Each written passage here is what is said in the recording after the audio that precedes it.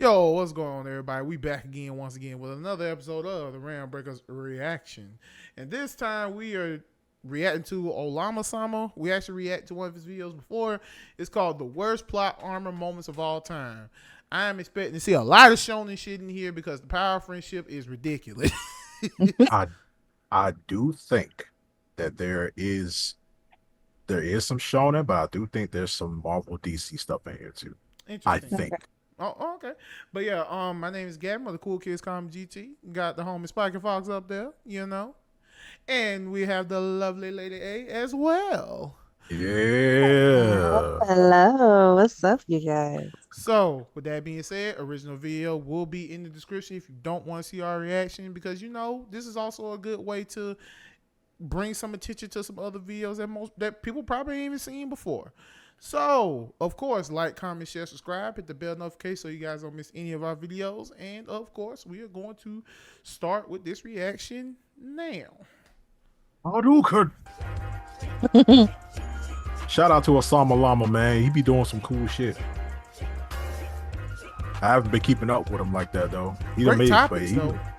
According to Google, plot armor is defined as the phenomena in fiction whereby the main character is allowed to survive dangerous situations because they are needed for the plot to continue. It's common to hear people referring to characters having plot armor when they are able to succeed in certain scenarios that should almost guarantee a failure. So in today's video, I want to talk about some of the more infamous cases of plot armor I can find in fiction, with each case ranging from minor offense to completely asinine. But first, I think we need to understand what can actually be considered plot armor. After all, a singular definition can only do so much. Plot armor can extend to a lot of different situations, whether it be a character winning a fight they should have lost or escaping certain death. Shoot, some people see power-ups as a form of plot armor, but something that gets misconstrued is the fact that characters will need at least a little bit of plot armor to keep the story going. We are all aware that at least half of these series goals is to stop a villain by the end of the run, so it's only natural to have characters push past improbable circumstances or just not take as much damage as they Metal should. Gear. It not What only the fuck creates is that? tension, but also keeps characters available for more plot lines later on. And besides, I think we can all imagine how a series without plot armor would look like. Yes, I'm looking at you. And in my opinion, the problem isn't necessarily just characters conveniently winning impossible fights or getting power-ups. The problem lies more so in the reasoning behind said conveniences. You can easily justify power-ups if it makes sense and is consistent with the story. Naruto has been seen losing control over the Nine Tails when emotions are running high, so we should not be shocked when he gets stronger when those conditions are satisfied. The problem with plot armor arises when a character has something go their way with no explanation. Grab With it, no Rigby. explanation, we just have to take what we're seeing for face value, and what we're seeing is straight BS. This is when people gotta craft some random theories to try to make sense of why their favorite characters survive certain doom. But you know what's even worse than no explanation? A bad explanation. People love using the reasoning that a series gives and treat it as irrefutable logic. They'll be like, bro, they explained why Batman survived that fall. It's because of his suit. Which, okay,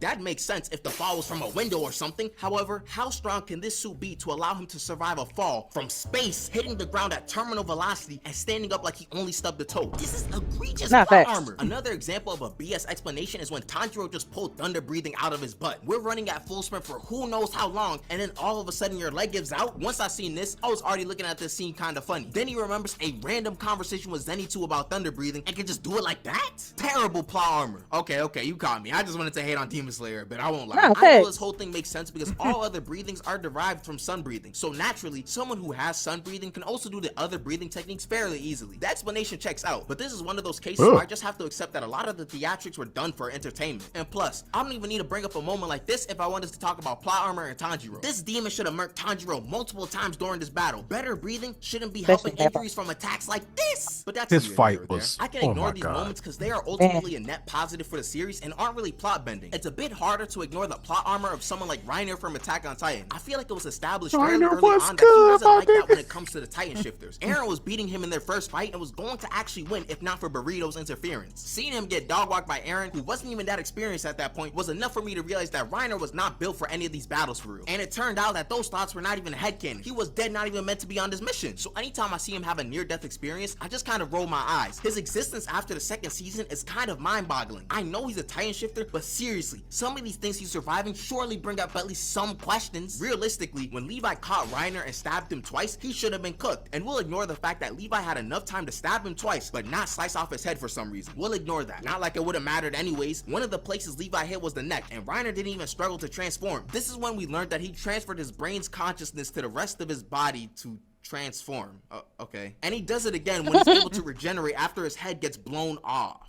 I mean, like, sure, it's explained, and it's not really a bad explanation either. It looks That's feels like you stupid. really need Reiner to survive. So let's let him have this one thing so he doesn't get absolutely cooked in these battles. But fine, whatever. I can get over myself. But this type of stuff happens. You so blasted often him throughout out the of his series Titan for him. through his People neck. even meme him by calling him the plot armor Titan. It feels like Reiner's whole existence has been him being unable to die. Oh yeah, that's right. Jaden, that's kind of like one of the main points of his character. Still plot armor though. Another wild case of plot armor was Luffy versus Crocodile. I feel like this is one of the more blatant examples of a character having back plot in the armor. day. Luffy was no match for Crocodile. Crocodile was untouchable in this fight, literally. This fight was honestly just a showcase for all of Crocodile's abilities. This was the first fight Luffy straight up lost, and he got stabbed in the torso because of it. And what did we even expect? He fought Crocodile in a freaking desert. This man Luffy was battered, bloodied, and abandoned in a ditch. There was no debating it. Luffy was dead to rights here. But then at Death's doorstep, Robin comes to save him because of plot. Okay, what do you want me to say? We can say that Robin was curious because of his initial D, but at this point in the story, Robin was not a Straw Hat. She had no reason to help Luffy for real. So this just happened to make sure Luffy stayed alive for the rest of the story. But I'm fair, I'll let that one slide because it's the main character. This isn't even the worst piece of plot armor in Alabasta, and I think we all know who I'm referring to. It's our avian friend, Pell. During the final battle of the arc, there was a bomb that was threatening to destroy a large chunk of Alabarna, the capital of Alabasta. Pell grabbed this bomb, carried it into the sky, and sacrificed himself to get the bomb away from everyone. It's very noble to use your own life to save thousands of others, and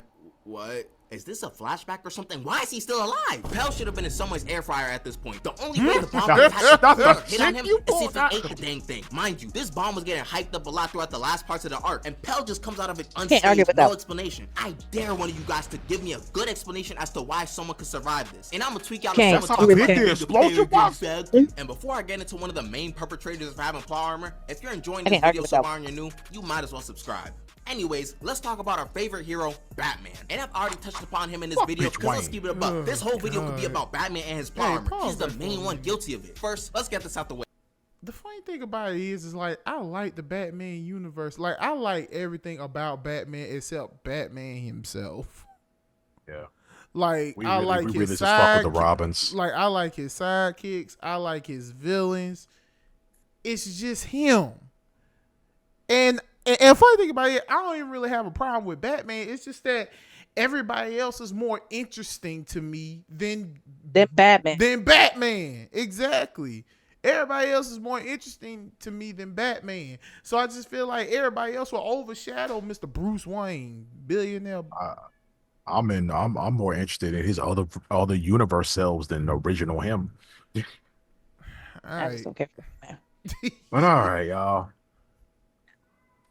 Almost every single fight between him and Superman is already riddled with plot armor for Batman. It The makes sense why it chin. happens, but it's still BS. I like their fight in Justice League War because it goes how we expect it to go. Superman is just dog walking him at all points. Nothing Batman has works on him, and any attack he throws at him gets shrugged off. Granted, this is their first encounter in this universe, so Batman doesn't have the dreaded two-word phrase we don't speak of. Nevertheless, any fight between Batman and Superman should go something like this. Batman cannot keep up with super speed as a human. You can't even use the argument of Superman not wanting to hurt Batman because he wasn't even trying to murk him in this fight. He was trying to get info out of him the entire time. I guess we just forget Superman has super speed or something. He doesn't even need to knock out Batman. He can just incapacitate him in the blink of an eye. Kryptonite should barely be a factor too unless Superman gets snuck with it. There's no way a simple rocket power punch is knocking down Superman like this. Batman's plot armor also extends past Superman to other powerful beings as well. Remember that one time Batman one-shot Sinestro with the Batarang? Don't rewind, you heard what I said. Remember that one time Sinestro, one of the strongest members of the Lantern Corps, got knocked out in one hit by a Batarang. What the heck is this thing made of? The most powerful weapon in the universe can be countered by a freaking boomerang shaped as a bat. I'd argue that superhero media like Marvel and DC are even more guilty of plot armor than anime. Like you'll see a regular person like the Punisher who bleeds the same way as you and me beating up people like Doctor Doom and Wolverine, cause that makes sense. With that type of plot armor, give me 5 months and a bunch of weapons and I'll beat the Fantastic Four by myself. Moving back to anime, we have one of the more infamous examples of plot armor, Killer Bee versus Sasuke. Let's get this out the way. Sasuke probably should have lost this fight. This fight was one of the most disrespectful and embarrassing L's for a character I've ever seen. Killer Bee was impaling Sasuke, writing rhymes, and clowning his entire crew. If Karin weren't there to heal him, Sasuke obviously would have been packed up way earlier. Even when Sasuke caught Bee in a genjutsu, Bee just got up and hit Sasuke with a lightning lariat. And saying this attack did major damage is an understatement. Sasuke's neck,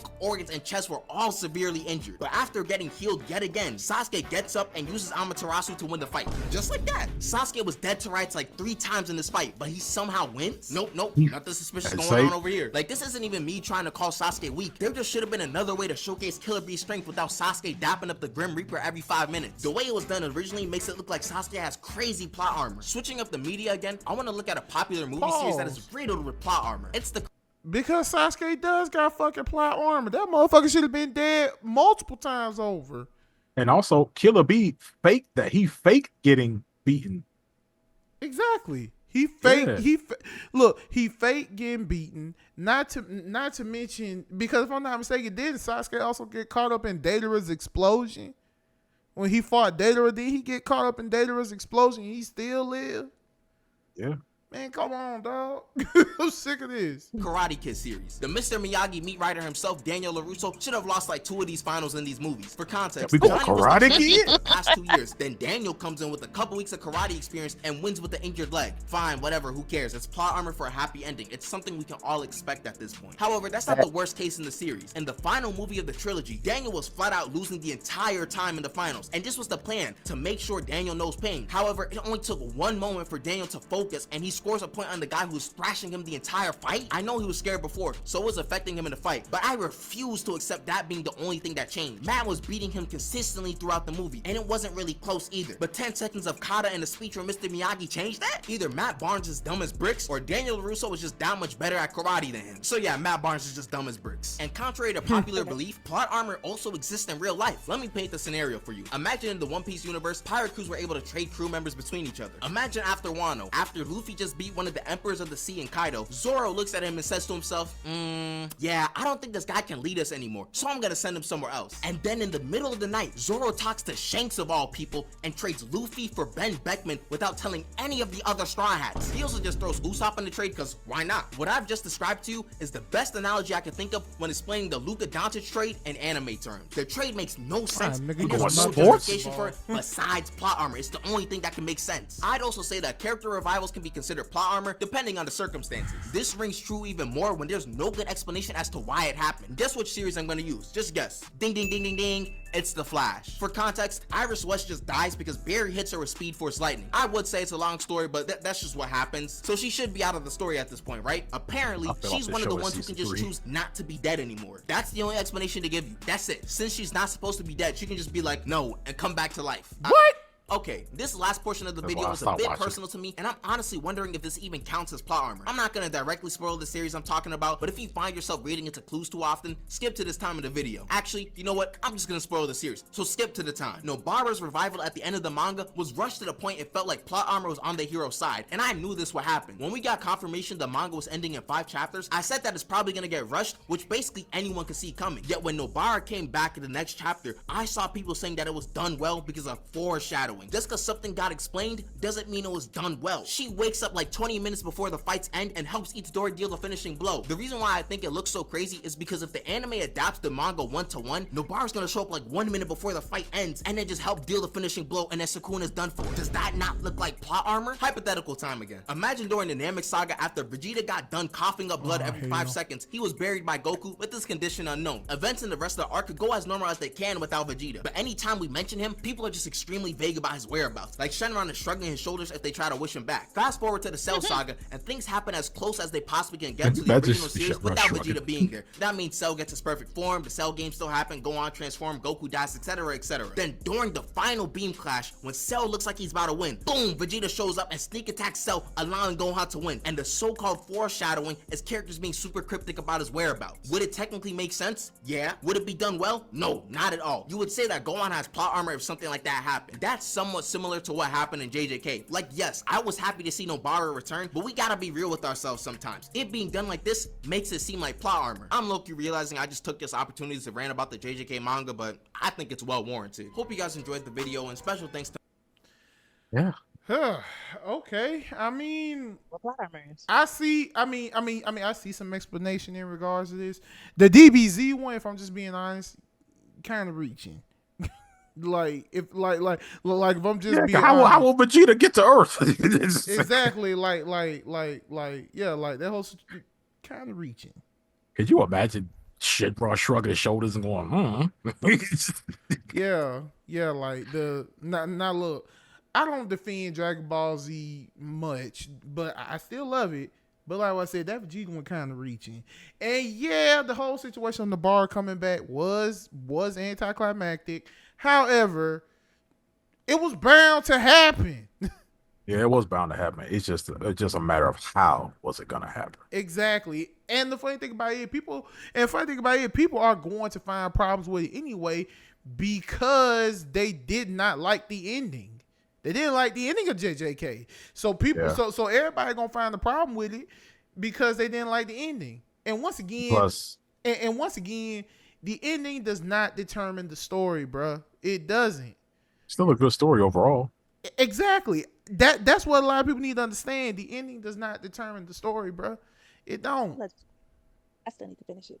I just feel like Sorry, lady. people. I'm so sorry. I just feel like people. I just feel like people felt that way about Nobara because she was gone for so long.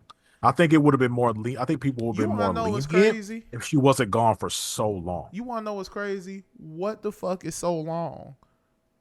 Because it was like so many manga chapters where it's like she wasn't mentioned at all. It's just in the story. People feel like here's the thing with Nobara. She was mentioned in the culling game in the beginning because look, remember, Fushiguro and Yuji are now public enemy number 1 because they side with Gojo.